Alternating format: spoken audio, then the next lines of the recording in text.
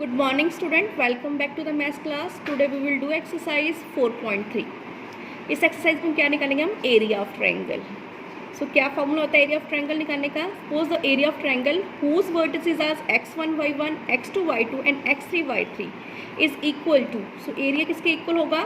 1/2 x1 y1 1 x2 y2 1 x3 y3 1. यहाँ तक तो हमने ऑलरेडी 10th स्टैंडर्ड में किया हुआ है. क्या फॉर्मूला होता है एरिया ऑफ ट्रायंगल निकालने का? x1 y1 x2 y2 x3 y3. फिर हम उसको हम क्या करते थे? Cross multiply. ठीक. और हमें ये भी पता है कि एरिया ऑफ ट्रायंगल ऑलवेज क्या होता है? पॉजिटिव होता है. ठीक. हमेशा जब हम एरिया ऑफ ट्रायंगल लेंगे किस में लेंगे? एब्सोल्यूट वैल्यू में लेंगे. और इफ 3 पॉइंट्स आर कोलिनियर तो एरिया ऑफ ट्रायंगल क्या हो जाएगा? 0. क्लियर. फर्स्ट हम सॉल्व करते हैं. Find the area of triangle whose vertices are 1 0 6 0 4 3. ठीक. सो हमें पता ही है एरिया ऑफ ट्रायंगल कैसे निकालना है. सो एरिया को ए मान लेते हैं. So area A of the triangle whose vertices are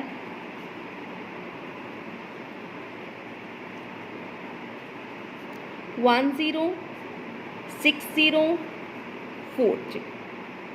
ठीक. सो एरिया ऑफ ट्रायंगल का फॉर्मूला आपको पता ही है. क्या है? 1/2 x1 y1 1 x2 y2 1 x3 y3 1.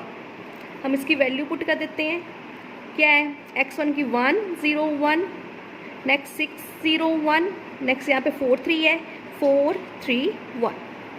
आगे 1/2 है. हमने 1/2 निकाल दिया. हम किससे एक्सपेंड कर देते हैं? C2 पे. सो क्या लिख देते हैं? एक्सपेंडिंग अलोंग C2 से हम एक्सपेंड करते हैं. सो क्या आएगा? So area of triangle is equal to 1/2. इसको एब्सोल्यूट वैल्यू में लिखना है. हम ऐसे लिखेंगे एब्सोल्यूट वैल्यू. सो 3. सो ये इससे एक्सपेंड करते हैं तो हमारे पास 1 6 1 1 रहता है. 1 किससे मल्टीप्लाई होगा? 1 से. एंड 6 किससे मल्टीप्लाई होगा? 1 से. -6 multiply by 1. So 1/2. So 3 multiply by यहाँ पे एब्सोल्यूट वैल्यू लेनी है -5. ठीक है. 1 -6 -5 इनको मल्टीप्लाई किया. क्या आंसर आ गया? 1/2 -15 एब्सोल्यूट वैल्यू में आ जाएगा ये. सो क्या आ जाएगा? 15/2 स्क्वायर यूनिट्स.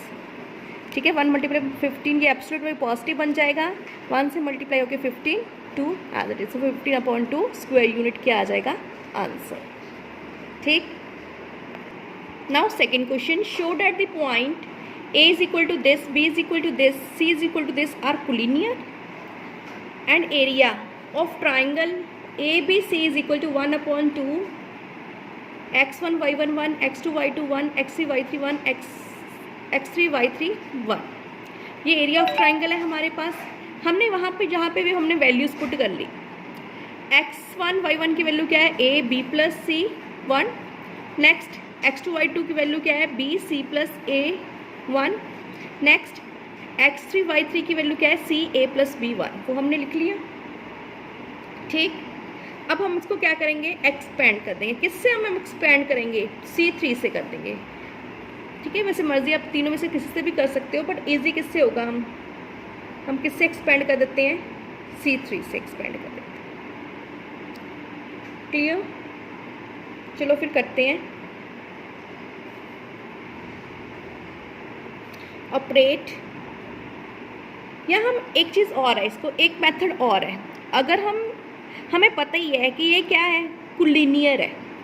अगर कोलिनियर है that means area of triangle क्या होगा? 0. हम इसमें डिटर्मिनेंट की प्रॉपर्टीज़ भी लगा सकते हैं. एक जगह पे यहाँ पे प्रॉपर्टीज़ लग जाएगी. अब मैं C1 और C2 को अगर ऐड कर दूँ तो क्या बन जाएगा हमारे पास? A plus B plus C. उसको हम कॉमन निकाल सकते हैं. ठीक है. तो हम क्या करते हैं? ऑपरेट C1 प्लस C2 हमने ऑपरेट कर दिया. ठीक है. तो हमारे पास क्या आंसर आ गया? Area of triangle is equal to 1/2. इनको ऑपरेट किया. A plus B plus C B plus C 1. यहाँ पे भी ऑपरेट किया. इन दोनों को ऐड किया तो क्या आ गया? A plus B plus C plus A 1. इनको ऐड किया तो क्या आ गया? A plus B into. अब सब में क्या आ जाएगा? कॉमन, सो 1/2 ए प्लस बी प्लस सी क्या आ गया इसमें कॉमन, तो क्या बच गया 1 1 1 1 1 बच गया। अगर ये तीनों में से कॉमन आ गया, ये वाली टर्म एज इट इज़, ये वाली रो एज इट इज़, और कॉलम सॉरी ये वाला कॉलम एज इट इज़, ये कॉलम ये एज इट इज़। अब 2 कॉलम क्या है आइडेंटिकल। डिटर्मिनेंट की प्रॉपर्टी क्या थी, अगर 2 कॉलम आइडेंटिकल हैं तो वैल्यू ऑफ डिटर्मिनेंट क्या आ जाएगी 0, so value of determinant is equal to 0। अगर हमारे पास आंसर 0 आ गया, एरिया ऑफ ट्रायंगल 0 आ गया, जिससे क्या प्रूफ हो जाता है, hence the points A B and C are collinear. Clear? Now question number 3.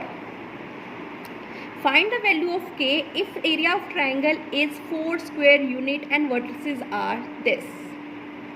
ठीक, हमने क्या निकालना है, k की वैल्यू निकालनी है और उसका आंसर भी दिया हुआ कि एरिया ऑफ ट्रायंगल किसके इक्वल है, 4 स्क्वायर यूनिट के इक्वल है, एंड वर्टिसेस किसके इक्वल है, इस चीज़ के इक्वल है।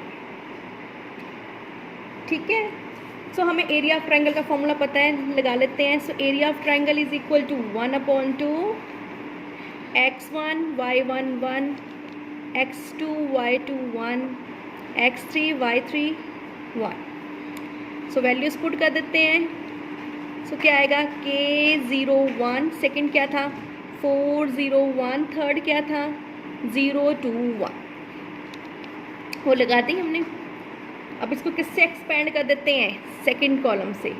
सो एक्सपेंडिंग अलोंग C2 देते हैं, एक्सपेंडिंग अलोंग C2 से एक्सपेंड किया तो क्या आ गया, इसको एब्सोल्यूट वैल्यू में ही हमने लिखना है। ठीक है, सो 2 into k multiply by 1 k, minus का साइन डाल के 4 मल्टीप्लाई बाई 1 4, एब्सोल्यूट वैल्यू में लिख दिया। सो 1/2 एब्सोल्यूट वैल्यू में k 2k, इसको मल्टीप्लाई कर दो तो हमारे पास क्या आंसर आ रहा है, कर लो चाहे नेक्स्ट हम डायरेक्ट इसको कर देते हैं। हमें इस पता ही है कि k-4 है, ये एब्सोल्यूट वैल्यू में ही है। यहाँ पे हमें पता था, हमें ऑलरेडी गिवन था स्टेटमेंट में कि किसके equal area of triangle, area triangle is equal to 4 square unit. So that means यहाँ पे क्या आ जाएगा 4 स्क्वायर यूनिट, 4 स्क्वायर यूनिट। ठीक, अब देखो, अब कोई भी चीज़ स्क्वायर में हो सकता है उसकी वैल्यू पॉजिटिव भी आती है, नेगेटिव भी आती है। ठीक, तो हम यहाँ पे क्या लिखेंगे 1/2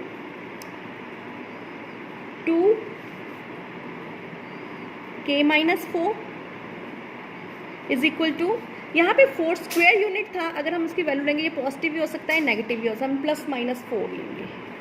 ठीक, ये 2 के साथ 2 कैंसिल, तो हमारे पास क्या आ गया k-4 इज इक्वल टू +-4, हम पॉजिटिव वैल्यू भी लेंगे उसकी, नेगेटिव वैल्यू भी ले लेंगे। पहले हमने पॉजिटिव वैल्यू ले ली। ठीक है, जब हमने पॉजिटिव वैल्यू ली so k-4 is equal to 4, so k की वैल्यू क्या आ गई 8। ठीक, अब हम क्या लेंगे, नेगेटिव वैल्यू ले लेंगे। अगर हमने नेगेटिव वैल्यू ली तो क्या आ गया हमारे पास k-4 इज इक्वल टू -4। सो यहाँ पे k की वैल्यू क्या आ जाएगी -4 + 4, सो k की वैल्यू क्या आ गई c। ठीक है, अगर हम पॉजिटिव साइन लेते हैं तो k की वैल्यू क्या आ रही है हमारे पास 8, अगर हम नेगेटिव साइन लेते हैं तो k की वैल्यू हमारे पास क्या आ रही है 0। Clear? Question number 4, find the equation of the line joining this and this using determinant. हमने लाइन की इक्वेशन निकालनी है डिटर्मिनेंट को यूज़ करके। ठीक, हमें पता है कि डिटर्मिनेंट, एक लाइन की इक्वेशन कब बनती है डिटर्मिनेंट, जब डिटर्मिनेंट क्या आ जाता है 0, जब एरिया ऑफ ट्रायंगल क्या आ जाता है 0, तो पॉइंट्स क्या होते हैं कोलिनियर। पॉइंट्स कोलिनियर कब कहाँ पे होते हैं, एक स्ट्रेट लाइन में होते हैं। ठीक, ठीक है, तो हमने लाइन की इक्वेशन क्या निकालनी है, हमने क्या करना है, एक पॉइंट को सपोज कर लेते हैं कि जो थर्ड पॉइंट है वो क्या है XY है। सो तीनों पॉइंट एक ही लाइन पे लाई करेंगे, एक ही लाइन पे तब लाई करेंगे जब पॉइंट्स क्या होते हैं? कोलिनियर। पॉइंट्स कोलिनियर कब होते हैं? जब 3 पॉइंट्स कोलिनियर कब होंगे? जब एरिया ऑफ ट्राइंगल क्या होता है? 0 होता है। सो लेट हम सपोज कर लेते हैं कि x y be the third point. इसको थर्ड पॉइंट मान लिया, ठीक। सो हमें पता है area of triangle. So area of triangle निकालना है। एरिया ऑफ ट्राइंगल का फॉर्मूला आपको पता है 1/2 x1 y1 1 x2 y2 1 x3 y3 1। Values put कर देते हैं। हमने थर्ड पॉइंट एक्स वाई माना, चाहे उसको एक्स वाई से स्टार्ट करते हैं। एक्स वाई 1 1 2 1, नेक्स्ट पॉइंट क्या था? 3 6 1। सो 3 पॉइंट्स आर कोलिनियर, तीनों पॉइंट्स कोलिनियर है। So area of triangle is equal to 0। So 1/2 x y 1 1 2 1 3 6 1 is equal to 0। ये 1/2 अपने आप इधर जाके क्या बन जाएगा? 0, ठीक। अब हम इसको किससे एक्सपेंड कर देते हैं? फर्स्ट रो से एक्सपेंड कर देते हैं। फर्स्ट रो से एक्सपेंड किया तो क्या आंसर आ गया हमारे पास? x, ठीक है। इसको फिर डिटर्मिनेंट में लिख दिया x। फर्स्ट से ये वाली चीज़ को करो मल्टीप्लाई, 2 × 1 2 -6 × 6 आ गया। नेक्स्ट आगे साइन कौन सा आएगा? सेकंड को करने से माइनस।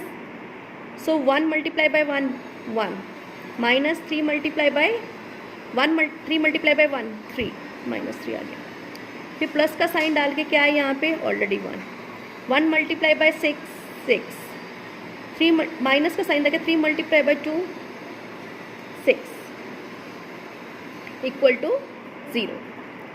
सो 2 - 6 -4 माइनस y 1 - 3 -2 प्लस 1 × 0। तो यहाँ पे क्या आंसर आ गया? x ने से मल्टीप्लाई किया -4x minus minus plus plus 2y is equal to 0। 2 हम कॉमन निकाल लेते हैं या -2 कॉमन निकाल लो। अगर हम इसमें से -2 कॉमन निकालेंगे तो इक्वेशन क्या बन जाएगी? 2x - y is equal to 0। ये -2 जो कॉमन निकाला नीचे जाके क्या बन जाएगा? 0। तो हमारे पास ये इक्वेशन बन जाएगी।